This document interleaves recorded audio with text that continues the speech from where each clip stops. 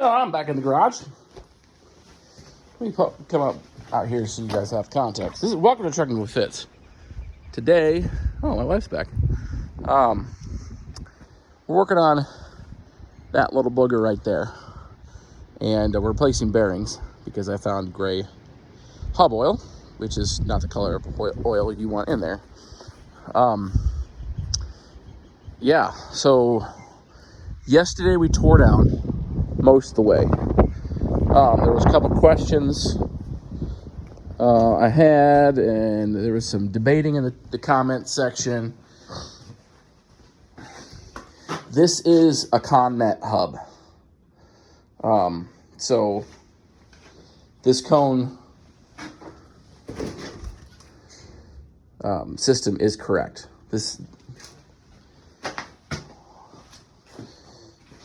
I bought the truck, and when I first started taking things apart, I would have thought this would have been an old hub also, but you can see right here, let's get the camera facing the right direction. You can't see it real well. I can see it.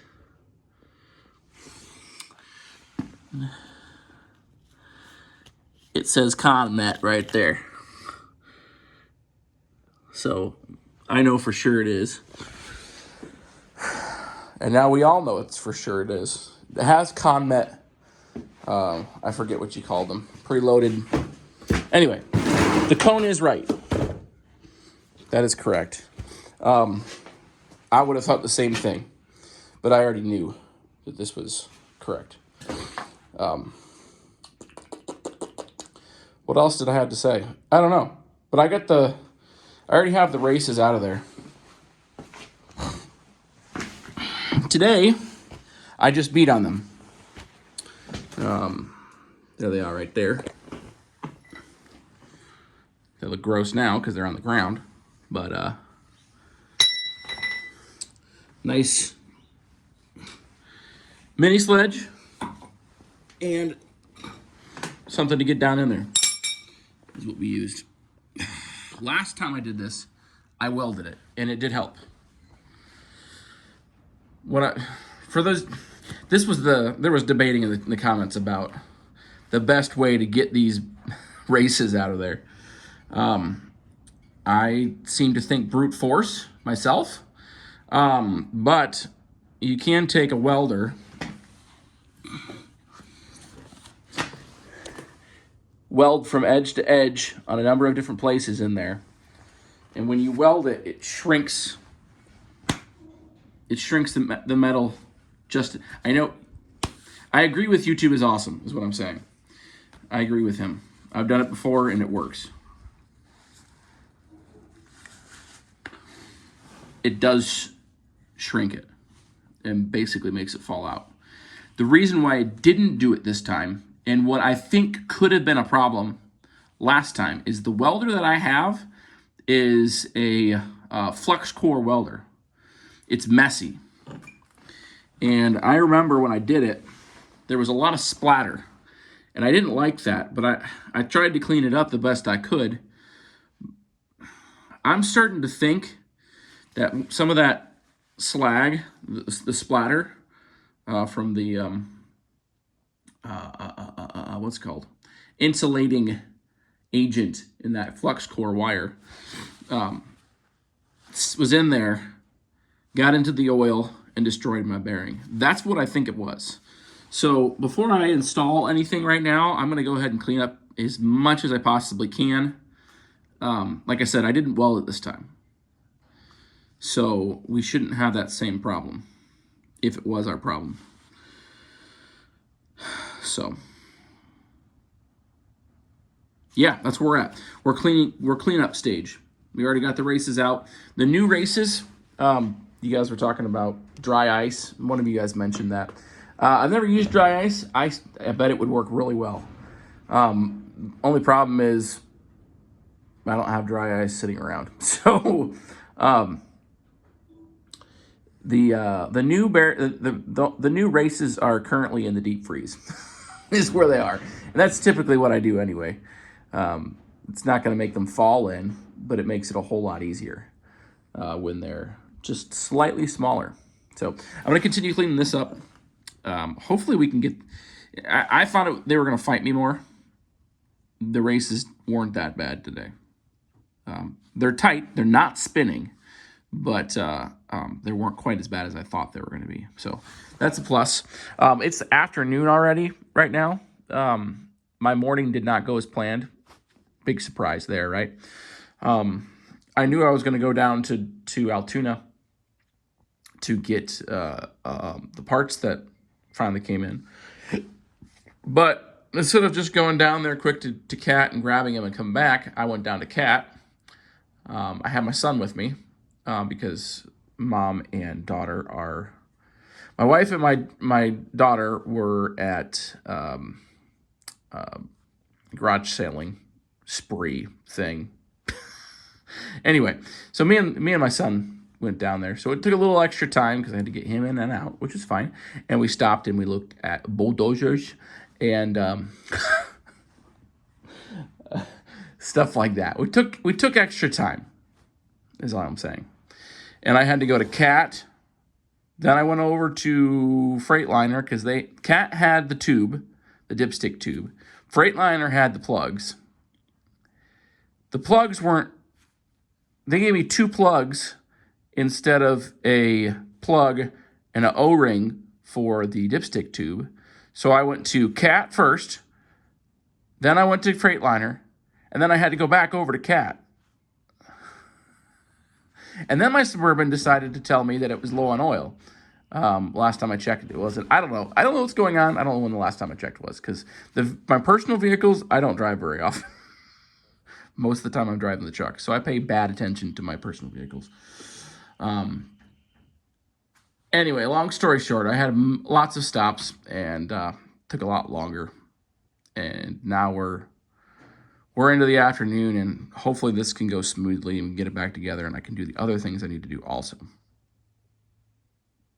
Let's clean up. I'll show you the way I chose to do this. So I just drove the larger bearing. I would call it the inner. I don't remember what they call it. Drove the bearing race in there.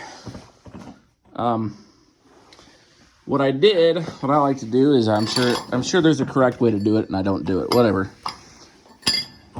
I got a bearing or a seal puller here, seal driver that I just set down on it and use that to keep it even as I was pounding it in there. Once I got it flush, I went and where did it go? Where to go? Oh, it's right behind me. Took the old race, just set it down on there. Where the race sits in the hub is the exact diameter it needs to, and it actually where the seal surface is for where you put the seal is how do you say it? It's machined slightly larger. So this old race fits right down in there perfectly, and you can beat on it and not feel uncomfortable doing so. Keeps everything the way it is. And these surfaces line up perfectly with the old one, so you don't mar anything up. That's how I prefer to do it. Maybe I do it wrong because I messed it. It doesn't matter. I'm going to go ahead and put the other race in there while it's still cold. And we'll keep moving right along. Well, I'm not even going to go into detail what I've done, really. That is tight. And she still spins like she should. And I am ready to put this clip back in. Make sure it seats completely. That's important. And then we're going to fill her up, and this project's going to be done. On to the next. I didn't really show you much yesterday at the end of the day, but we finished this. I light polished it just a little bit just because it had it off. But yeah, wheel end's fine. Wheel end's good. It's actually still up in the jack. So Did that. And then I spend the rest of the afternoon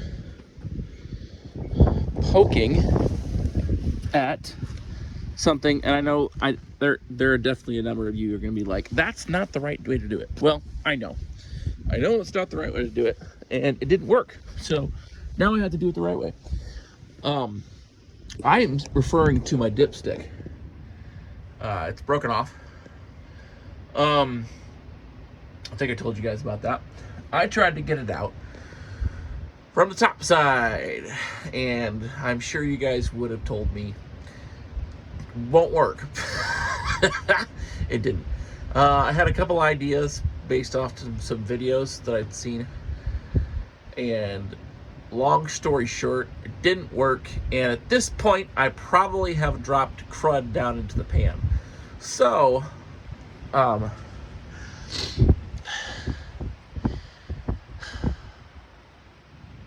yeah, back up just a little bit first. I did not book a load for tomorrow because with the number of projects I needed to do, I did not feel certain that I would not run into an issue like this. And it's good, because I did. And I usually do.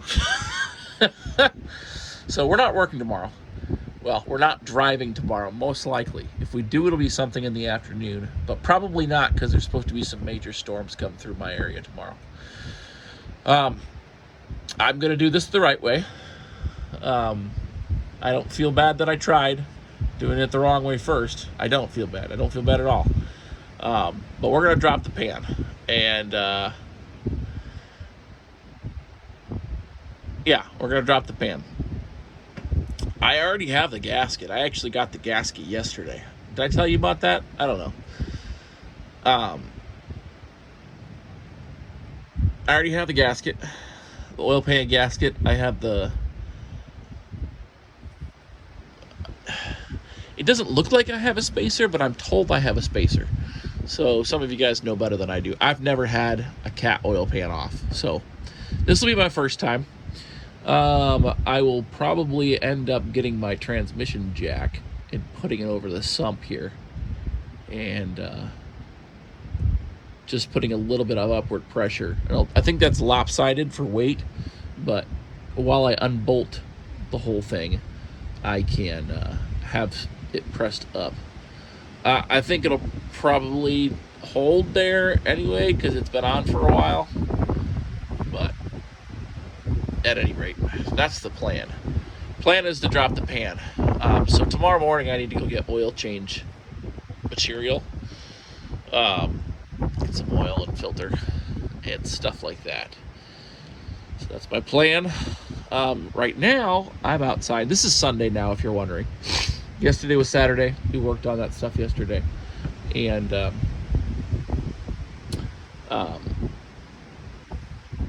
we're gonna go. I'm gonna go get my transmission jack, and we're going to do the U-joint right now. Shouldn't take me very long. I've done a million of them. Exaggeration. So we're back here. You guys have seen me do a U-joint a million times. It seems like 5-676X. That's what it is. How exciting. I don't know what that means on there, but not to say 676. No. I'm gonna have to double check that this is exactly the same. I feel like it should say that. You guys are probably like, no, never say that. I don't know.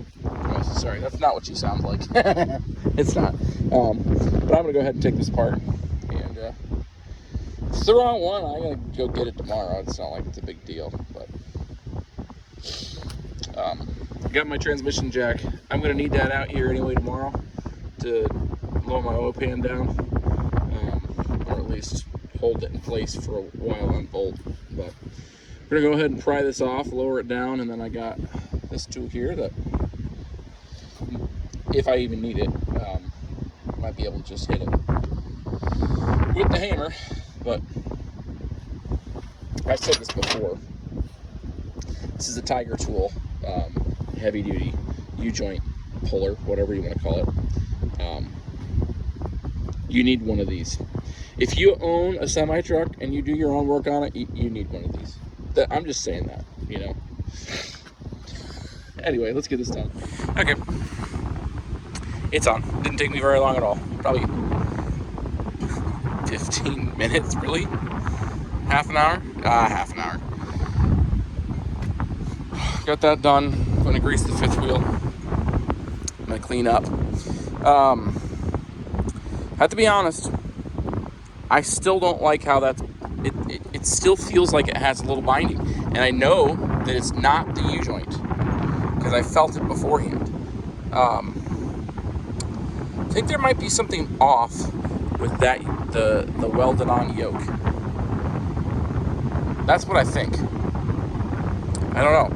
We will find out when I go to drive it, if the vibration's still there. But obviously I don't know for sure it was that.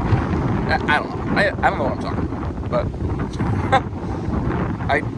I do know that I didn't like what I felt just now. Whenever I get these caps tightened all the way down, it binds. If I have them a little bit loose, so they free play, they're just a little bit off the yoke, it doesn't bind. So I don't really know what to do about that. But if I leave them with a gap, then they'll come loose, and I'll have a different vibration because it'll play this way. I don't know. We're just gonna keep screwing with it. So there's the old U-joint. I put it in the old cradle.